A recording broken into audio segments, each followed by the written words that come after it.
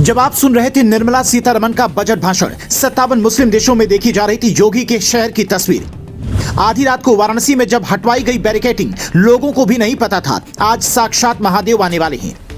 56 minute के भाषण से नजरें हटाकर 6 सेकंड तक देखेंगे तस्वीर तो दिल से निकलेगी एक ही बात, आज दिन बन गया।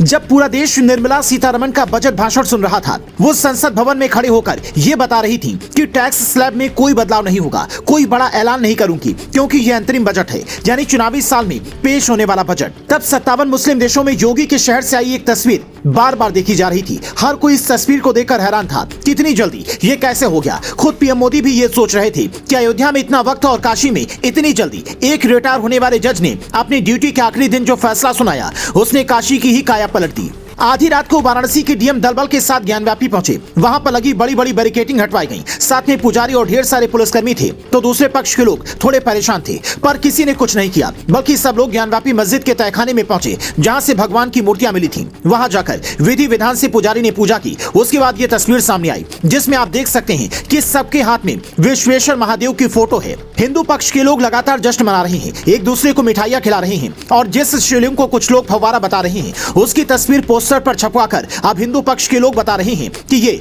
विश्वेश्वर महादेव हैं। और एसआई सर्वे से भी कई सबूत सामने आए हैं, बावजूद इसके दूसरा पक्ष मानने को तैयार नहीं है। जैसे ही रात में ज्ञानव्यापी के तहखाने में पूजा होने की बात सामने आई, तुरंत दूसरा पक्ष अदालत पहुंच गया और सुप्रीम कोर्ट में याचिका दायर कर दी। साथ में यह भी कहा कि प्रशासन के पास रात के अंधेरे में जल्दबाजी में यह कार्य करने का कोई कारण नहीं है, क्योंकि ट्रायल कोर्ट द्वारा पारित आदेश में उन्हें पहले ही 1 सप्ताह का समय दिया गया था। अब ये समझ नहीं आ रहा है कि अगर प्रशासन ने समय से पहले कोई काम पूरा कर दिया तो कौन सी दिक्कत खड़ी हो गई। अगर अदालत ने आदेश दिया है तो उसका पालन हुआ है, तो फिर दिक्कत क्या है। ऐसे में जो लोग बजट से राहत की उम्मीद कर रहे थे, पर 56 मिनट के भाषण में निर्मला सीतारमण के ऐलान से उन्हें कोई राहत नहीं मिली, निराशा हाथ लगी। उन्हें ये तस्वीर देखकर थोड़ा सुकून जरूर मिला होगा। हालांकि सरकार की भी अपनी मजबूरियां हैं। चुनावी साल में अगर कोई बड़ा ऐलान होता है तो हर कोई यही कहता है कि वोट लेने के लिए मोदी सरकार ने लोग लुभावन वादे किए हैं, इसीलिए इस बार कोई ऐलान नहीं किया गया, बल्कि 5 बड़ी बातों में पूरा बजट भाषण खत्म हो गया।